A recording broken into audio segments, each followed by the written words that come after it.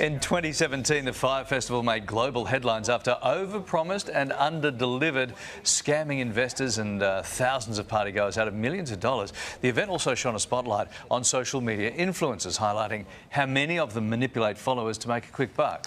Gabrielle Bluestone was one of the original journalists to expose the festival's failings, winning an Emmy for her work on the subsequent Netflix documentary.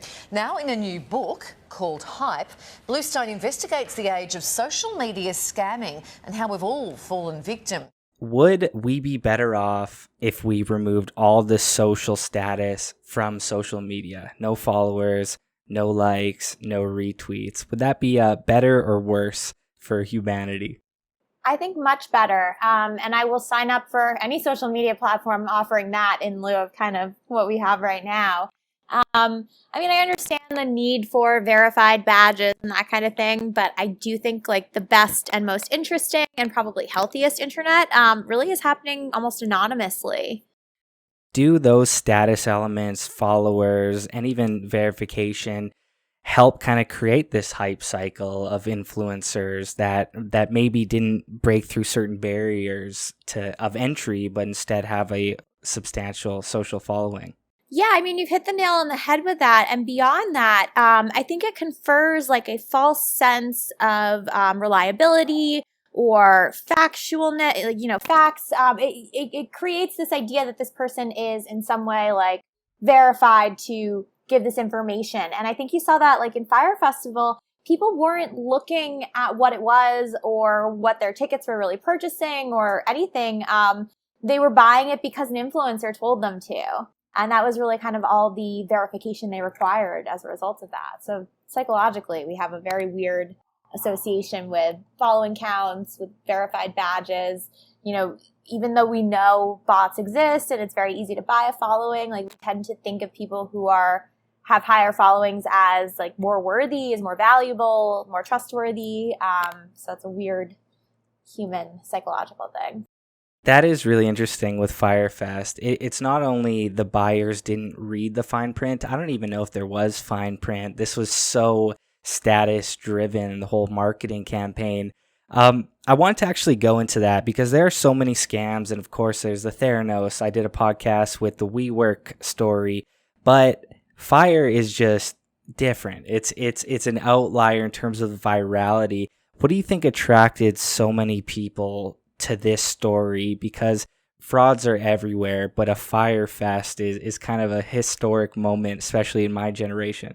Yeah, I mean, I think for the same reason I was like driven to write this book, which was that this story really combined everything that we love, right? There was like the whole influencer side of it. There was the conspicuous consumption, kind of private jets and models element to it.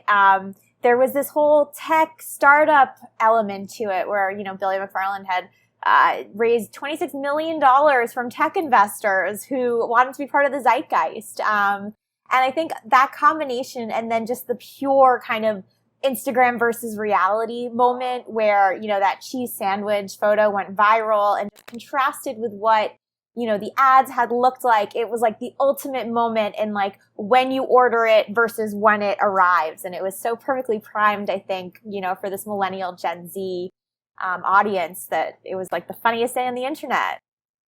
I imagine there are like two distinct modes that a journalist has. One is you take the press release at face value and you try to write a story and you believe it. And then like a switch happens where you become an investigative journalist where you're like, oh, this is not what the press release said. Was there a distinct moment for you where you said, oh, this is totally different than what I'm seeing on Instagram? Yeah. So I learned about this story and I learned about the festival in general as a consumer. They didn't, hit me up with any press releases, but I did see the, that commercial that they made that, was seen everywhere. And I remember thinking at the time, like, oh, this is a Coachella kind of thing. I didn't really question it too much. They had the right media and they had the right celebrities endorsing it that like, it didn't occur to me to really think beyond it. And then it wasn't until, someone I knew and I followed was talking about how they had tickets that that I was like, oh, should I, am I missing something? And I went to their website, and their website was so different from what they were presenting on Instagram. It was clearly like a very low rent operation, and like that dissonance between what it should have looked like and what was actually there was what got me kind of looking more into it. And then it turned out that, I'm so sorry, my dog is playing with a squeaky toy. No problem. Sorry, but yeah, so I went, and it was so easy to find out that this was fake, right? And you're right, there were a lot of reporters who did see that initial commercial or, wrote about the celebrities involved. Vogue was hyping it up as the party of the summer, and it's very funny because if you go back and look at the article now, they quietly edited out any mention of the festival in there. But it's still in the URL. Like they didn't delete the article entirely. Vanity Fair was hyping it up. But if you Googled it, if you looked up the artists, there were indications that things were amiss. There were at least 2 people, insiders, who kind of knew what was going on and wanted to warn people, but were nervous to do so publicly. So there was an anonymous website, there was an anonymous Twitter account. There were all these red flags, but nobody ever got off Instagram or cared enough to look because it appeared on its face so in line with what you'd expect for something like that. I guess it's probably very interesting as you're researching these scams. I didn't even think of all, I guess the internet puts things in history. It's there forever. And all the lazy reporting or lazy journalism for whether it was Theranos, whether it was WeWork, whether it was Fyre Fest, it's probably jarring as you're looking back on the major publications that we trust had such lazy work. Is that accurate to say that there is a lot in history that you're going to look back and say, wow, these people were promoting this thing? I mean, yes, and I actually get into this a bit in the book because it's not just laziness. I mean, that certainly, I'm sure, is an element of some of it. But part of it is, it takes a while to uncover these things, right? Like the New Yorker, they were a little skeptical, but not nearly enough. New Yorker read a pretty fawning profile of Elizabeth Holmes before John Carreyrou at the Wall Street Journal was able to really uncover what was going on. But the New Yorker is a fact-checked publication. That wasn't just, a blogger putting it up.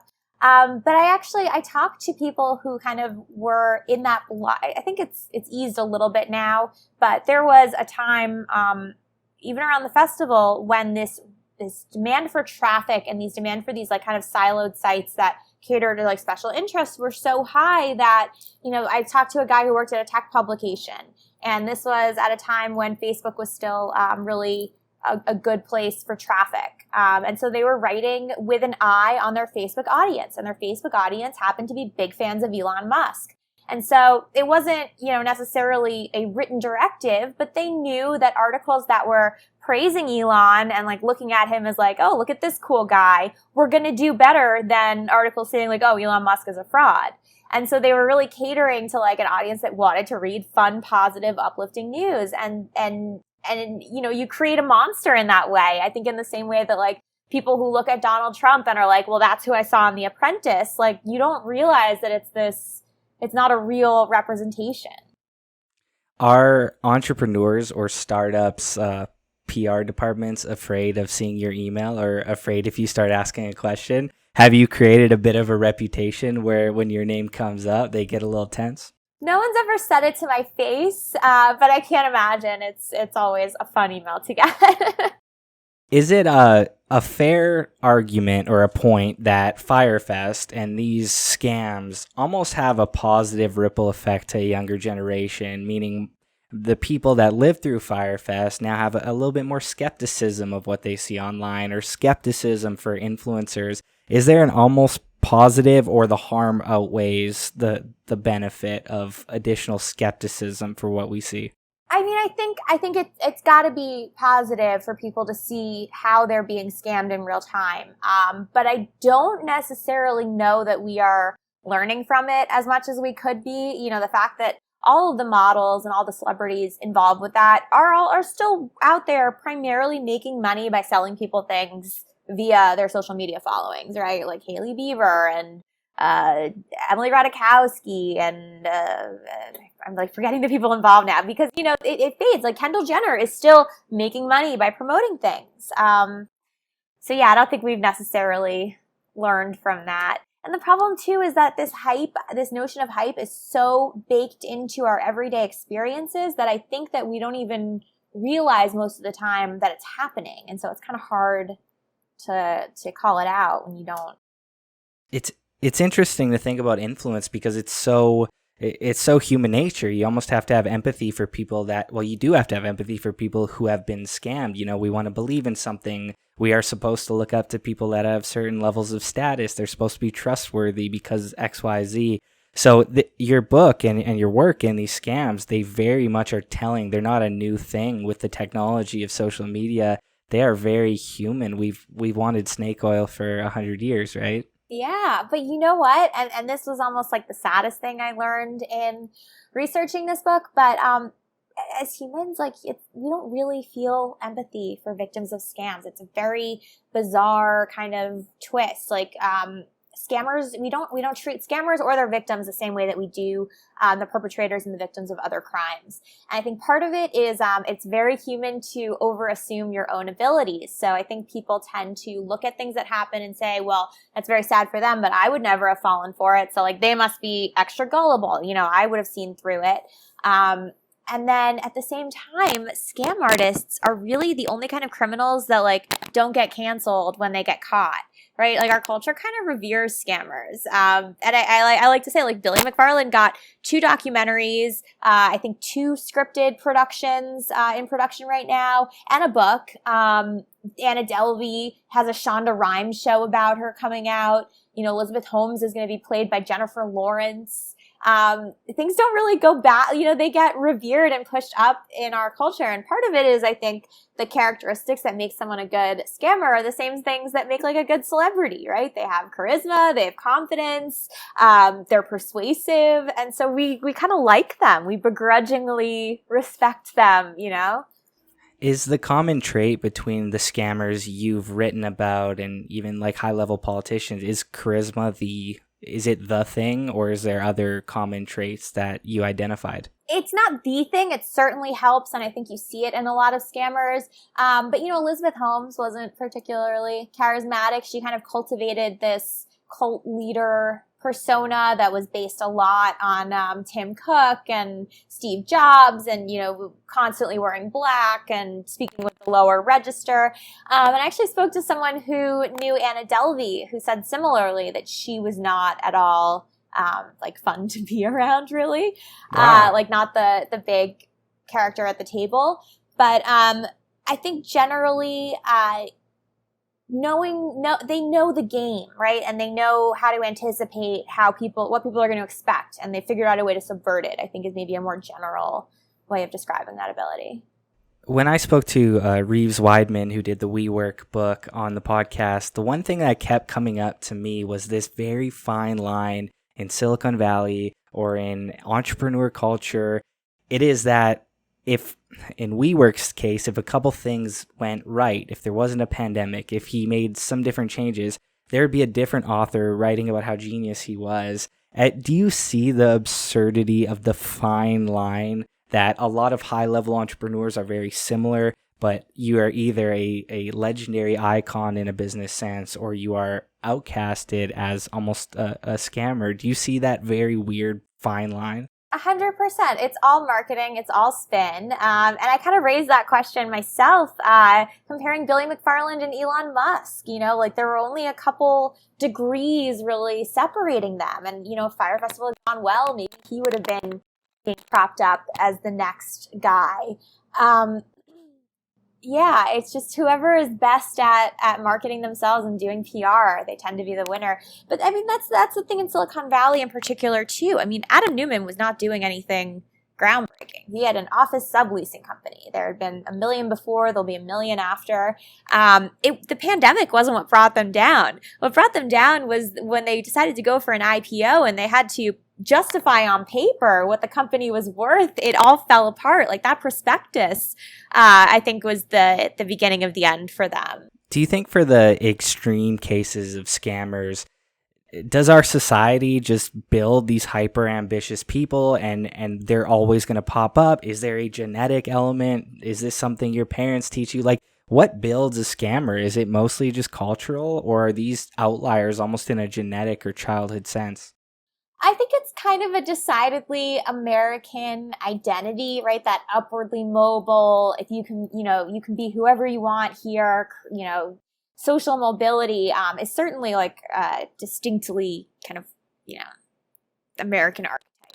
But, I think it's a product of a number of things. Like capitalism is certainly to blame, and the idea that individuals now have to be their own brands, and, we're free agents marketing ourselves to different corporations.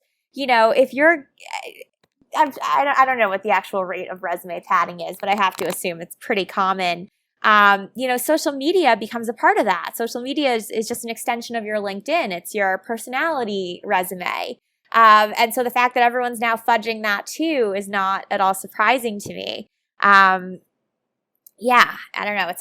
There's a lot of elements that go into it, but it is bizarre to think that I'm 26 and people my age might be more PR savvy than major publicists at Coca-Cola 50 years ago. The idea that the average person really understands the algorithm, kind of understands what to put out there. It's very bizarre how the average person has just been trained to be a high-level publicist when working a normal job.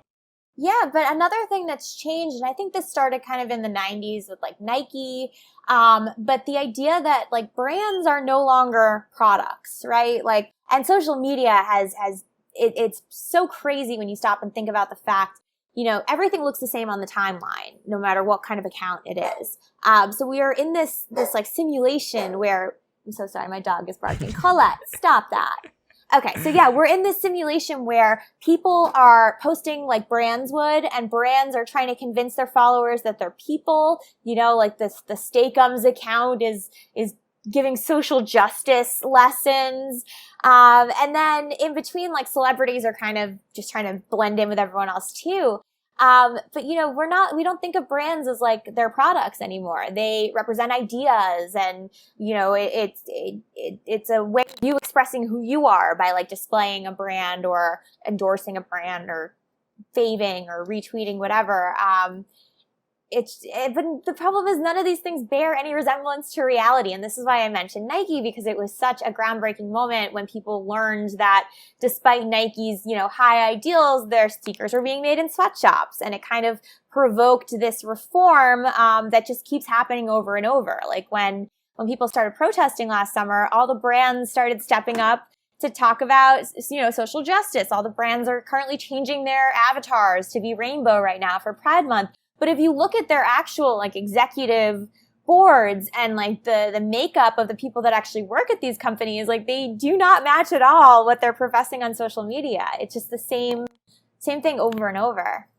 Do you think we haven't been savvy enough yet to catch up to the PR plays of major brands? Because, you bring up a few brands and there's so many where you look at their actions and their actual business model and how they turn a profit, and the idea of sweatshops. The fact that people aren't in the streets talking about this, do you think we just haven't caught up, or we conveniently forget about it because we love the product? Like, why are more people not having this exact conversation about brands that are projecting these messages that are so against how they actually earn an income? Yeah, I mean, it's happening right now as we speak. Like, look at Uber and like the issue with paying drivers and paying delivery workers.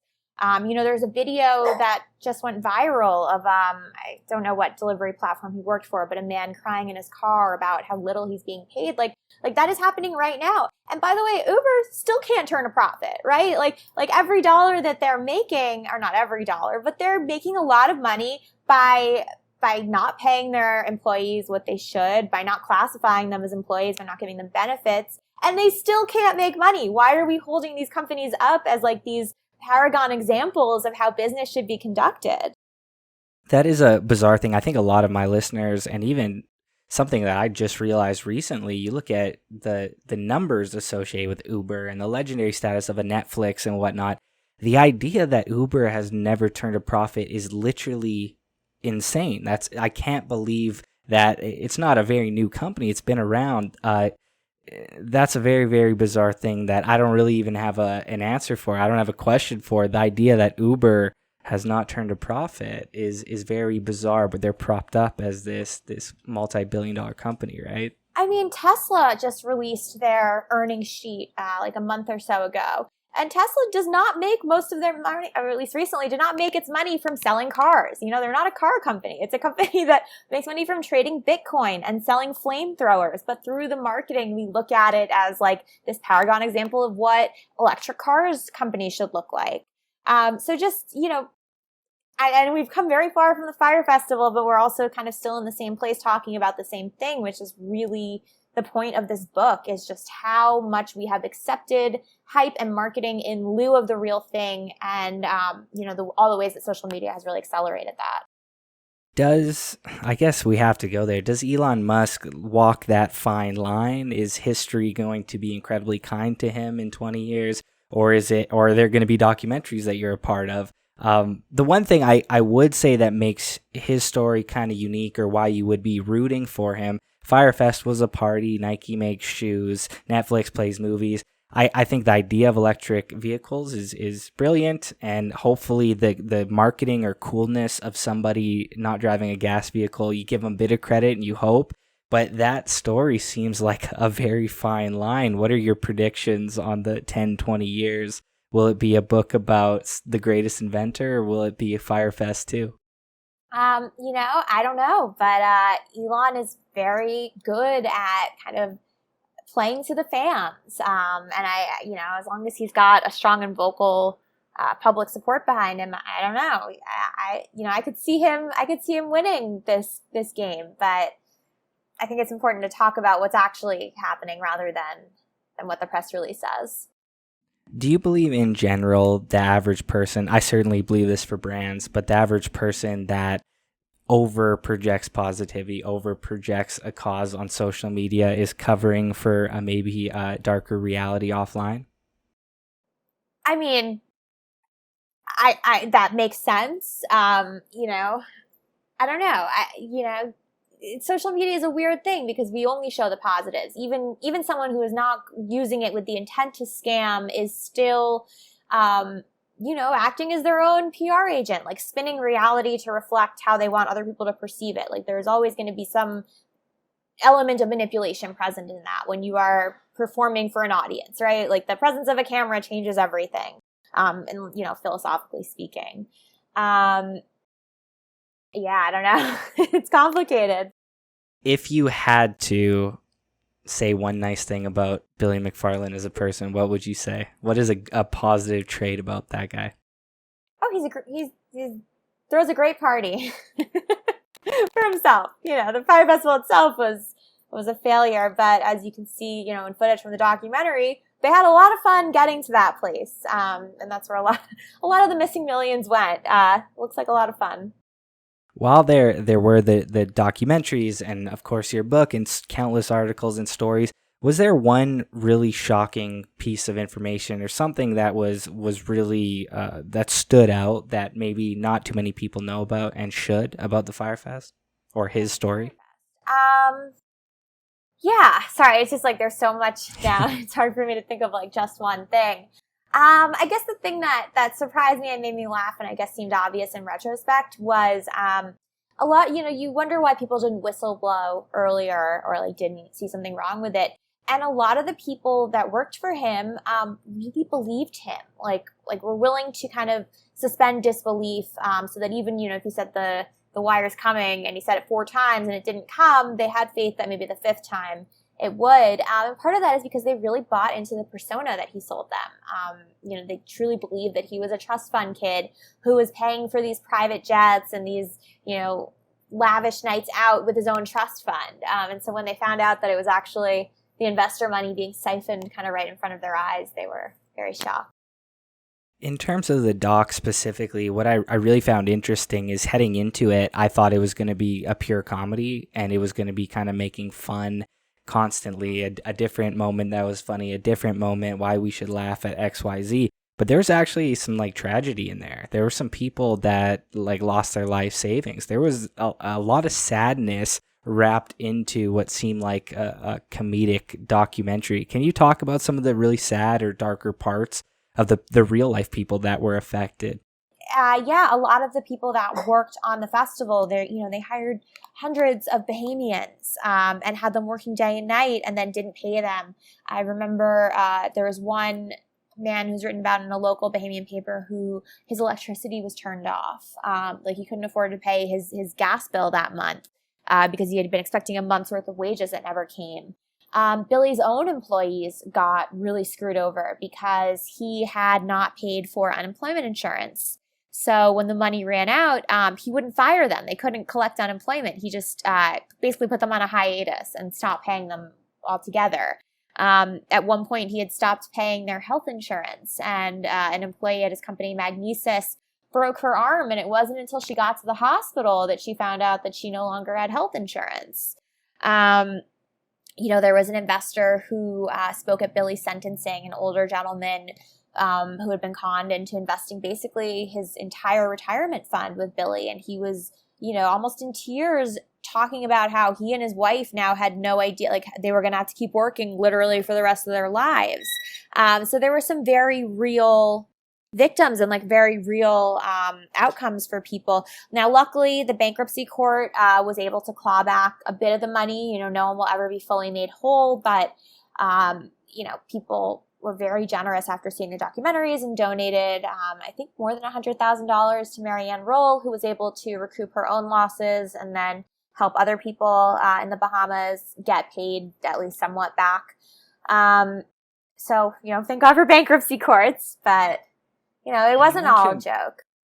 You mentioned earlier about how people prop up scammers for some bizarre reason. And as you were telling me that story, I thought maybe his name, because of the documentaries, because of the virality, maybe he becomes like a Wolf of Wall Street character. Maybe he actually earns more money after getting out of jail because of the legend of his name, and like young men think it's cool or something. What happens to this guy when he gets out? Do you see the risk that the legend of Billy and Fyre Fest is actually potentially going to earn him profit for the first time in maybe his business career? Yeah, I mean, technically we have Son of Sam laws that are intended to prevent that happening, but obviously there are workarounds, especially when you can cash in on your celebrity, as opposed to talking about Fyre Festival or anything associated with that, because that's kind of where he's blocked. He's already he already launched a podcast from prison. He's announced plans that he's going to write his own memoir. I think when you have someone who is that confident, and not that he's that charismatic, but he obviously connects with people, and that level of celebrity, right? We love celebrity, whether it's good or bad. Society loves a spectacle. I think he'll be out there making money for sure. How does Ja Rule get out so clean? He just kind of left as a meme in some ways. How is it that we've forgiven Ja Rule almost completely? Yeah, I mean, society has forgiven him, and the courts have also forgiven him. He has been dropped out of every lawsuit he's been named in. And I think his defense and the court's agreement is that he was kind of a useful idiot in all of this. He was someone who bought Billy's shtick, hook, line, and sinker, and, was used to attract people. He was Billy's first celebrity. He was the first endorser of this. And once you have a few bold-faced names, people lose their damn minds, So I think that's how he's a very good lawyer. So we talked about Ja Rule and Billy, and I've covered the WeWork story, which is still very much unfolding. But something that kind of, I guess, went away in terms of mainstream or what I've seen on Twitter is the Elizabeth Holmes, the Theranos story.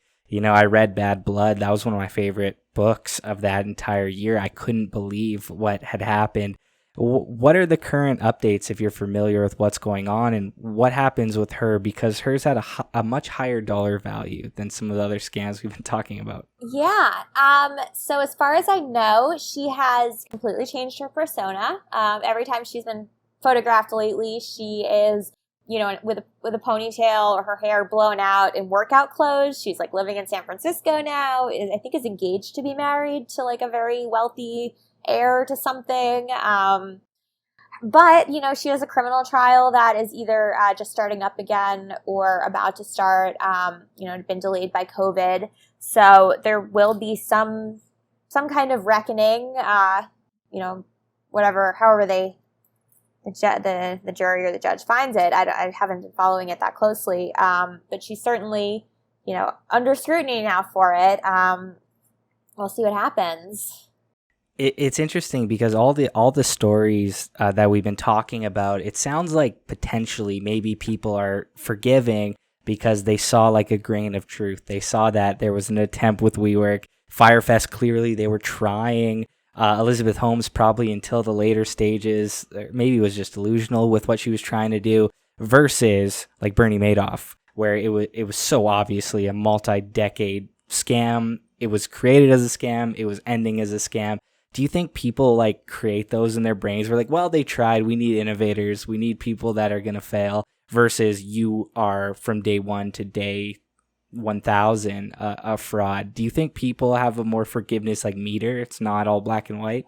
Oh, certainly. And I can speak for Billy McFarland at least, because that was something that people asked a lot when that first happened. It wasn't until he was out on bail and committed a second set of felonies that were completely made up. He targeted the same Fyre Festival audience, sending them offers to buy tickets to events like the Met Gala and Victoria's Secret fashion show, all these things that he absolutely did not have access to, that it was like very clear that, okay, yeah, he is a scammer.